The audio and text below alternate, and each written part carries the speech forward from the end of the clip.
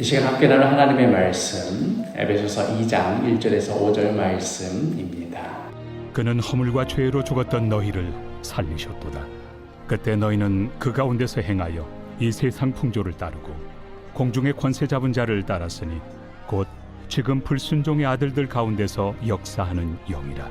전에는 우리도 다 그 가운데서 우리 육체의 욕심을 따라 지내며 육체와 마음에 원하는 것을 하여 다른 이들과 같이 본질상 진노의 자녀이었더니 긍휼이 풍성하신 하나님이 우리를 사랑하신 그 큰 사랑을 인하여 허물로 죽은 우리를 그리스도와 함께 살리셨고 너희는 은혜로 구원을 받은 것이라. 오늘은 큐티 다이어리에 있는 질문들을 따라가면서 진행하도록 하겠습니다. 첫 번째 질문, 우리는 예수님을 믿기 전에 어떤 사람들이었습니까? 1절 말씀, 그는 허물과 죄로 죽었던 너희를 살리셨도다. 예수님을 알기 전까지는 우리는 이것을 인정하고 싶지도 않고 또 인정할 도리도 없습니다. 바로 우리가 허물과 죄로 죽었던 존재라는 것.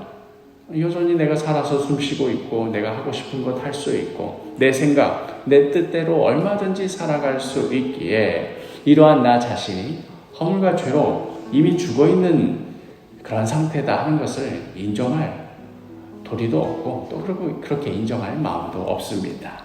두 번째 질문, 바울의 성도들이 이전에 그리스도를 알기 전에 무엇을 따라 살았고 어떻게 행하였다고 말합니까?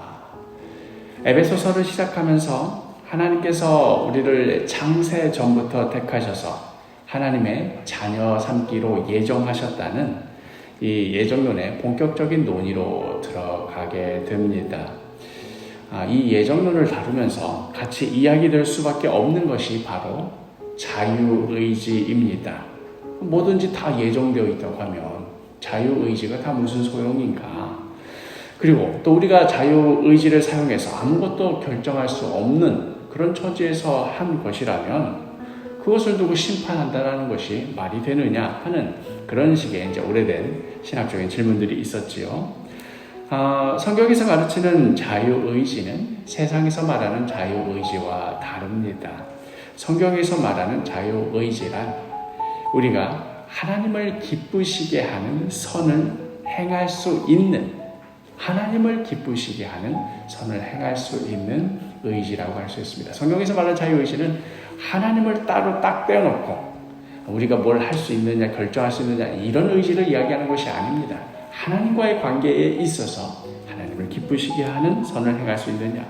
다른 말로 하자면 하나님을 떠난 인간은 자신의 뜻과 의지로 이것도 하고 저것도 할 수 있겠지만 그러나 이제 세상에서 그걸 가지고 자유의지를 가졌다고 말하는 거겠지만 그러나 성경에서는 이를 두고 죄와 사망의 권세에 종속되어서 무엇을 하든지 죄만 짓기만 하는 자신의 힘과 능력으로는 그 의지로는 결코 하나님의 의로우심에 도달할 수가 없는 그런 죄인이라고 말합니다. 그래야 우리가 죄와 사망의 권세에 종속되어 있다 하는 것. 오늘 본문 2절에 그때에 너희는 그 가운데서 행하여 이 세상 풍조를 따르고 공중의 권세 잡은 자를 따랐으니 곧 지금 불순종의 아들들 가운데서 역사하는 영이라. 마귀에게 속한 자라서 마귀의 자식이라서 하는 일마다 다 죄짓는 일이었습니다.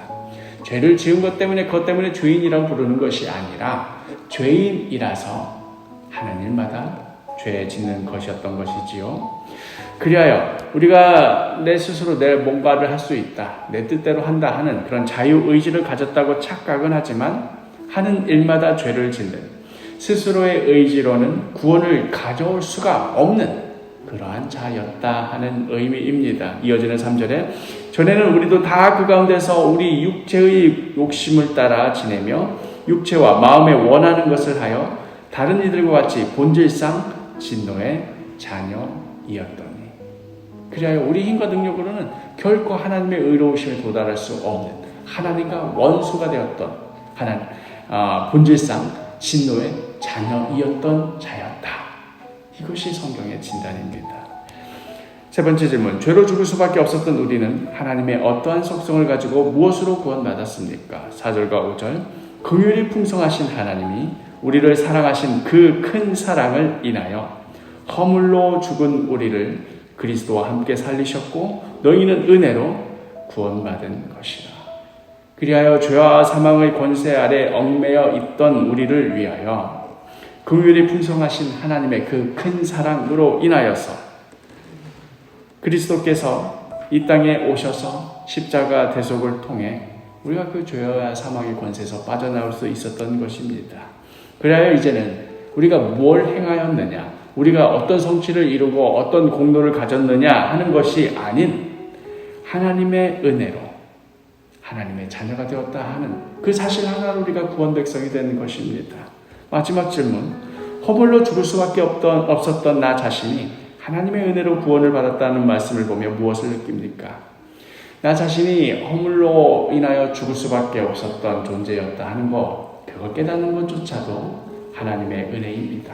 나는 아무런 문제도 없고 내가 하고 싶은 대로 얼마든지 살아갈 수 있고 그래서 그것 때문에 내 인생이 해피하고 아무 문제가 없다 이렇게 살아간다면 우리는 나 자신이 구원받아야 할 죄인이라는 사실을 결코 깨달을 길이 없었을 것입니다. 우리가 처음에 예수 믿을 때도 마찬가지입니다. 아니 무슨 소린가? 내 발로 내가 교회에 들어왔고 내가 예수 믿기로 선택하고 내가 결정했는데 왜 하나님이 먼저 나를 부르셨다 하는가?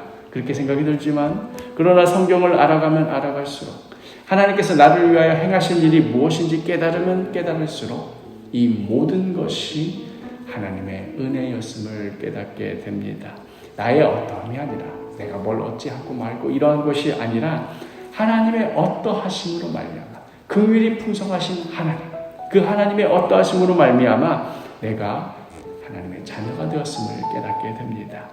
나의 공로가 아닌 예수 그리스도 십자가 공로로 내가 주의 자녀가 되었기에 이제 내 삶에 있어서 자랑할 것이라고는 예수 십자가 외에는 없습니다.